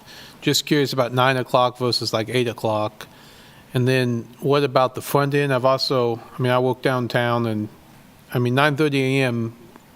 we look pretty open most places. It's not till about 10:30, 11 that it starts to fill up. I just wonder for cost reasons, is there a reason not to look like at 10:30 to 8 as opposed to 9:30 to 9? Or? Yeah, that's a great question. But as we've added more residential components in the downtown, one of the factors that really help us with starting at 9:30 is if we were starting at, say, 11, those residential areas, all of that parking can be filled up with residents. If they know that they're going to leave in the morning or going to leave by 11 to go out for lunch, then those spaces would be full. So with us starting at the 9:30 on Massachusetts Street, it might not look like that's necessary. So you've already analyzed. Sorry. So you've analyzed it like on a Sunday or a day of enforcement. You've looked at usage and it's different than it is during a. Right, and I think our enforcement hours are what's encouraging that. Okay. I think if we were not enforcing Massachusetts Street starting at 9:30 a.m., that a lot of the residents that currently live above those downtown businesses would be parked en masse until that time,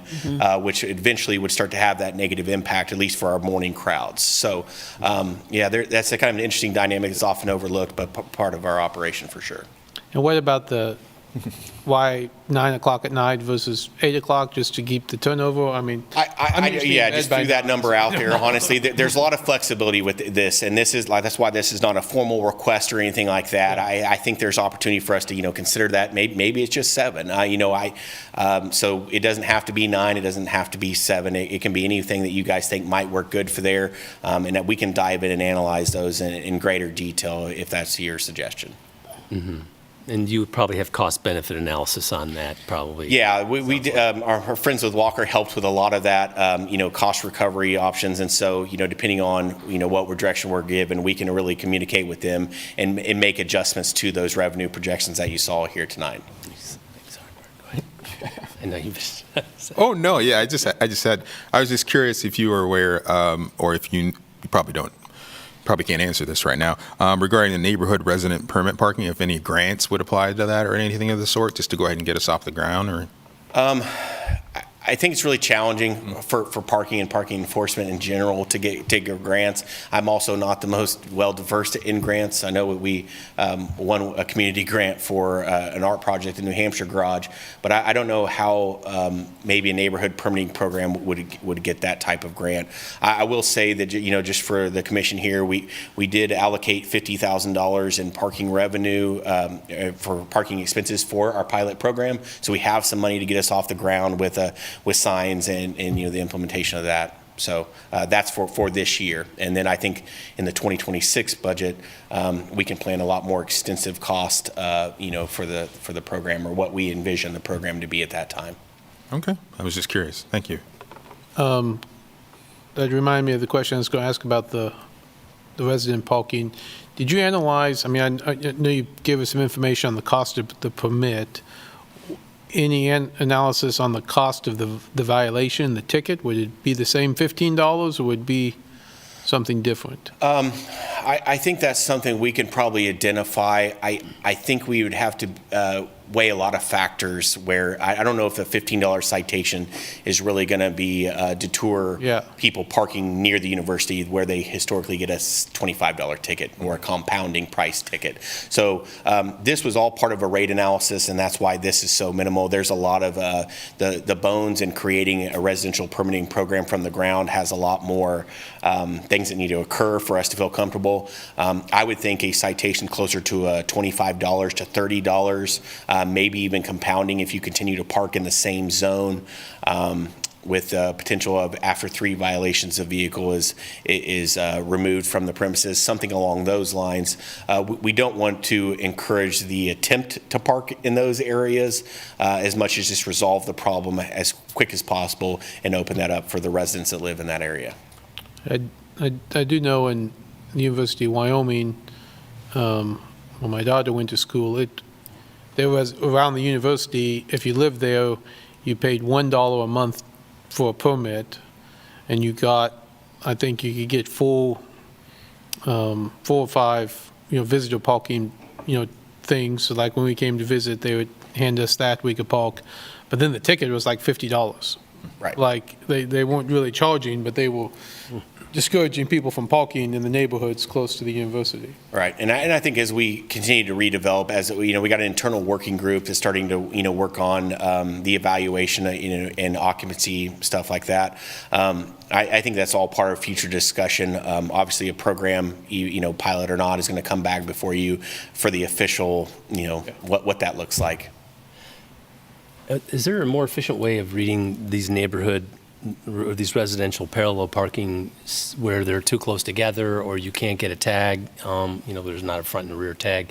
I know people use stickers or some sort of decal on properly mounted, but are there any more like RFID tags or anything like that trucks could just do quickly and save on the labor and time associated with this? That's why, as part of that recommendation, a license plate recognition vehicle, they're actually very, very impressive what they can read doing with parallel cars, regardless of how close they are. So there's a few variants from that might have a wide bump out along the along the license plate, but for the most part, they do a phenomenal job regardless of how close you're parked on reading that license plate, and that's that safety factor. It'll be tied to the license plate then, you'll tie the tag. Yeah, everything will be the same e-permit that we currently have in the downtown district, so there's no physical stickers and anything like that on the window.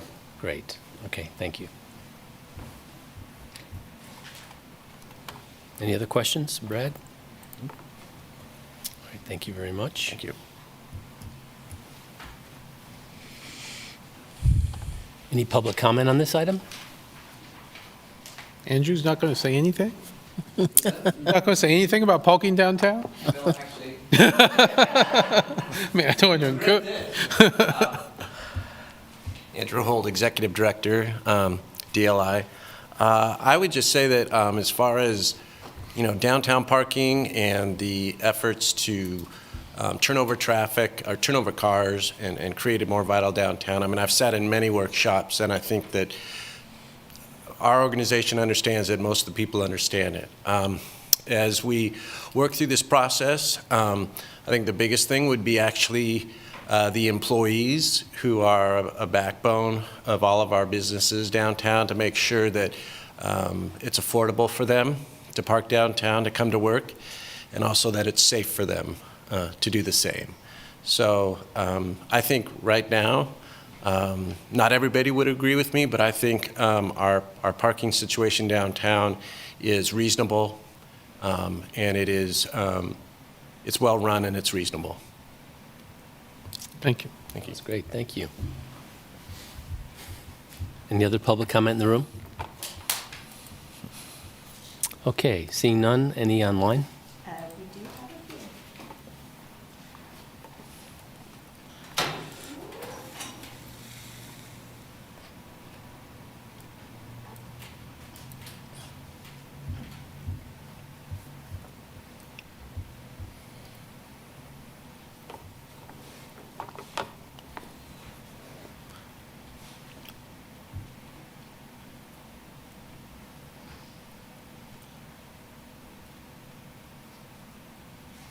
Chris Flowers.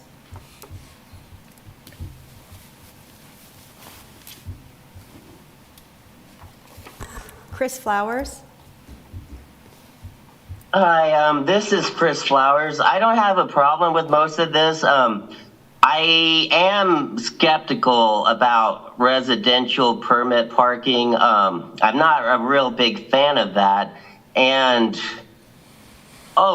before I get to that, I did want to say, when it comes to paying for parking downtown, I prefer to use coins and cash. And not everyone has a credit or debit card. So I think I would like to see both forms if possible, because not everyone's going to prefer to pay with a card, and not everyone's going to prefer to pay with coins. And not everyone has a card, so that's why I think we need at least the cash option. Okay, but when it comes to residential permits, the idea of permits being free, that is not fair at all. Why should us taxpayers pay for street parking that we can't even use? I mean, if residents are going to use streets as their own personal parking space, shouldn't they have to pay for that use? And I know a KU student, and he forgo getting a parking permit this year, and I think it was like over $100 a semester. And there's a lot of students who don't want to pay the large amount KU is charging, and that's why they're parking in the nearby neighborhoods. But my problem is, if we tell these students, hey, you need to go start paying to park on KU, I mean, I don't think that's fair it's basically neighborhoods controlling who gets to come park in their neighborhoods. And if the option is that the KU students have to start paying hundreds a year for parking, why should the neighborhoods get free parking? That just does not seem fair at all to me. And also, can some of these permits, do you have to live there? Like, what if you're willing to pay to park there? You know, I'm thinking some of those parking spaces in nearby, neighborhoods to KU, I think some of those students would be willing to pay $25 or $50 a year to park there. So why should residents in that neighborhood get to park for free? And also, 4 or 5 visitor passes, why should there be visitor passes? Why can't there just be the set number for however many want a parking permit, and then have the rest just be street parking, and visitors find a parking space just like non-visitors,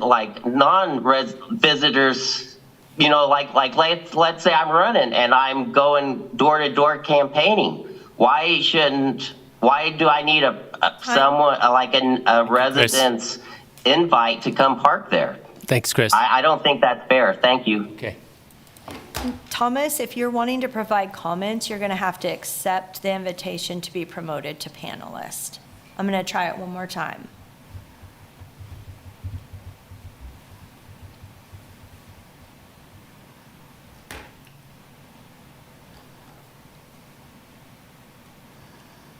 Thomas Duggar?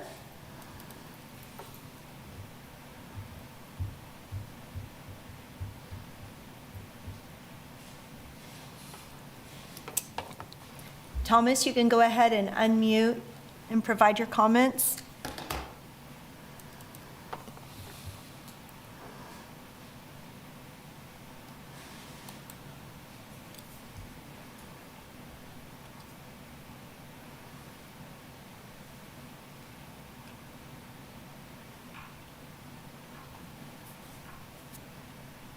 I'm going to move on to the next one, Mayor. Okay.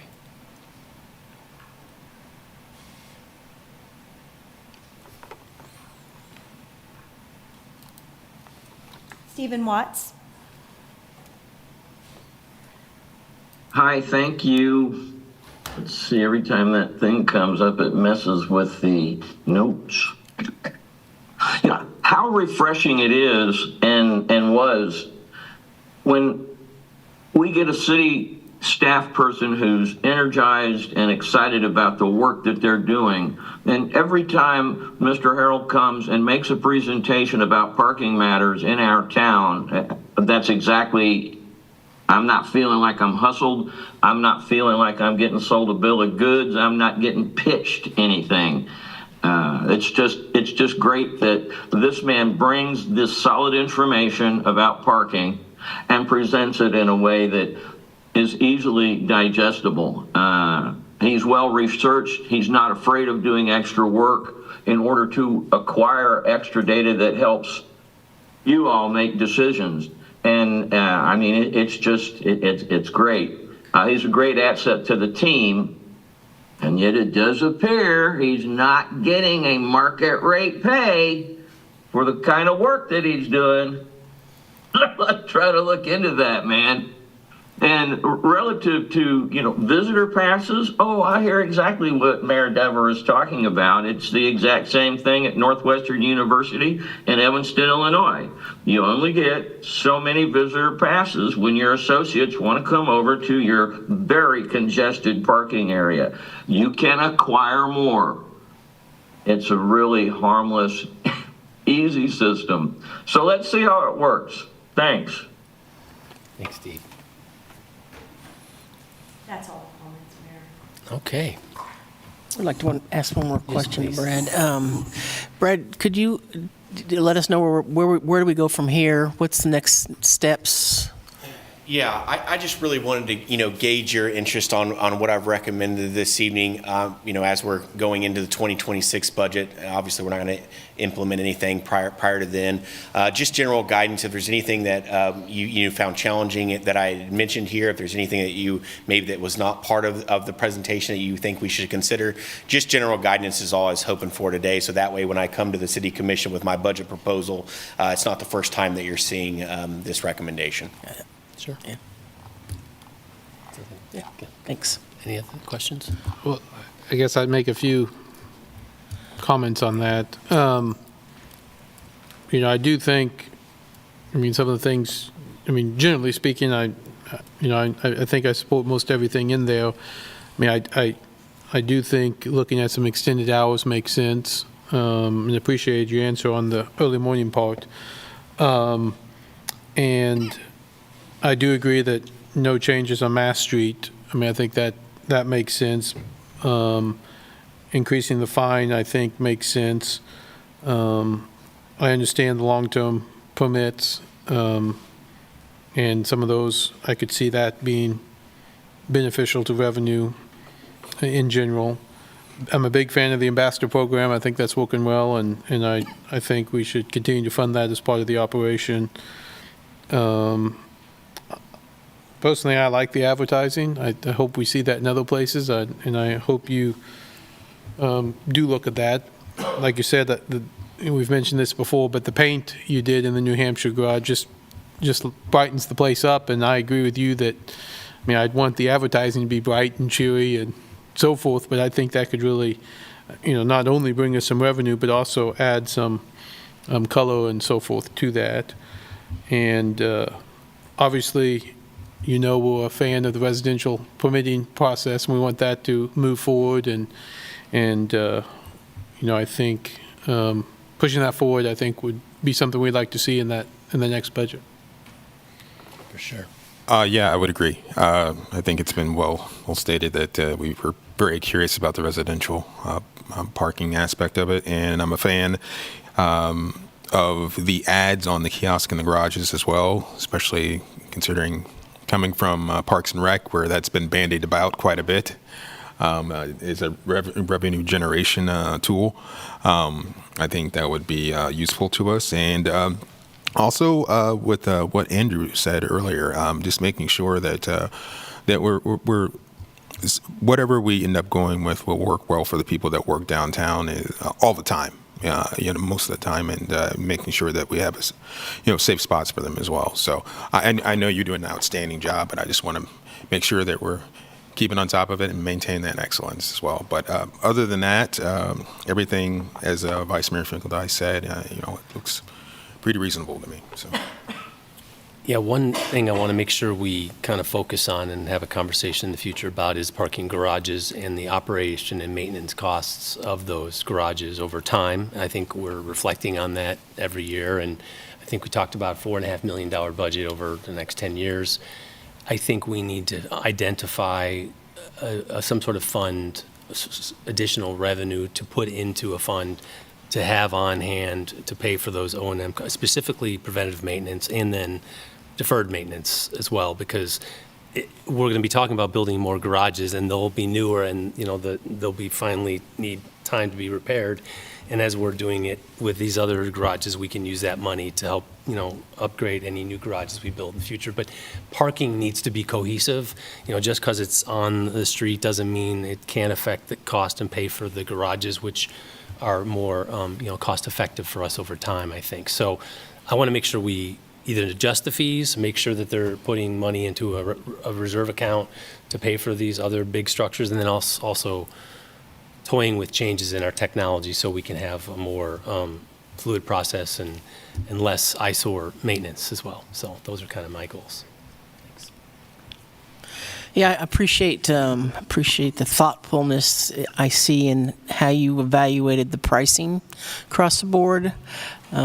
Threading the needle of what happens on Massachusetts Street is so important, as well as our off streets. But at the same time, you threaded the needle on trying to figure out pricing, and I do appreciate that very much.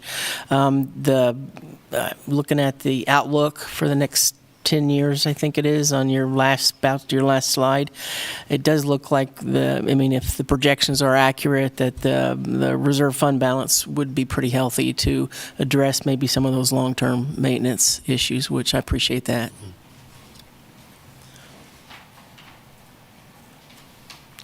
Okay, that's it. Thank you very much for the input and the information. Okay, the next item on the agenda are commission items. Anybody have any items you want to bring up this evening? Nope. Okay. Next item is the city manager's report. Thanks, Mayor. 3 items on here. One is a future agenda items report. The other 2 are just giving you updates on some things that have happened. One is the Municipal Services and Operation Design and Construction Standards.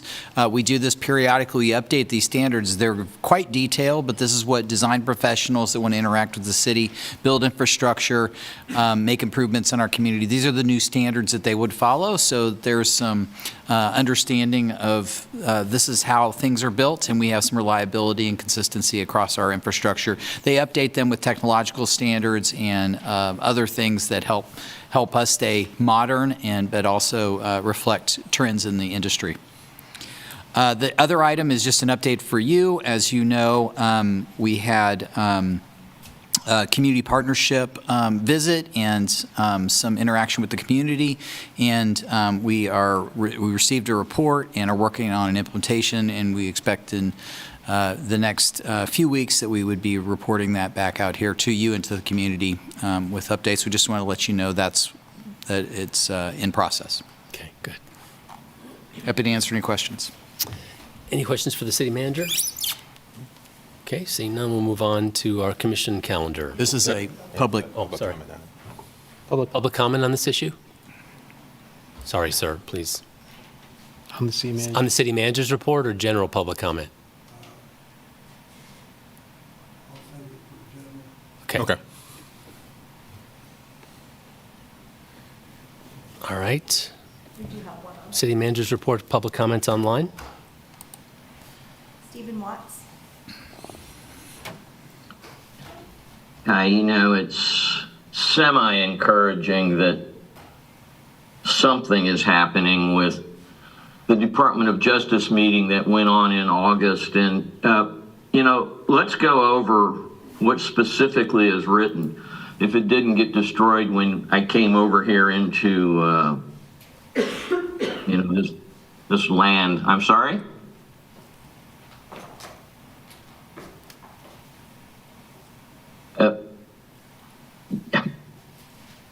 Chief Lockhart said at the end of the meeting that he wanted the community to hold him accountable for the department to accomplish some of these tasks over the next 6 months, and if they don't, to reach out to local news reporters. Well, that was a waste of time. We're going to implement ideas from this, and I don't want you to feel like your time was wasted, Lockhart said. Let's see how this works. One of the facilities, it's just disappointing the way this note is written. I mean, if you look at it, what committee? The department received a report from the DOJ in December. We will be working with our committee that helped plan the initial event to draft an implementation plan. Please, what committee and who was and is on that committee? Why is this stuff always so secret? If it's our good friends over at the NAACP, let them stand up and say that they are a part of this. And also plan, hopefully this will be complete by the end of March. Why are we spending all this time hoping? Why aren't there any of these shalls? The report shall be completed by this date and shall contain this and that information. It's absolutely incredible. And come on, why waste everybody's time if these things are just community exercises for publicity and propaganda? My fingers are crossed that something comes out of it, but we don't know who's involved and who this committee is. It's ever so secret. But thank you that we now have a report. That's a beginning. Aloha. Thank you, Steve. And that was it? Okay. Very good. Next item is the commission calendar. There's a few items on here. Don't know if anybody has any questions or issues on ribbon cuttings or anything like that.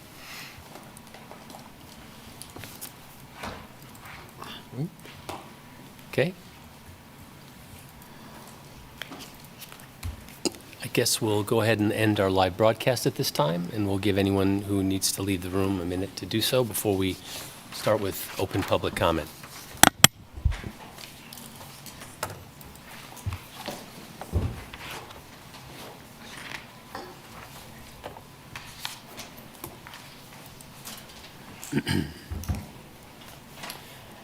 Okay, we'll go ahead and start with public comment in the room.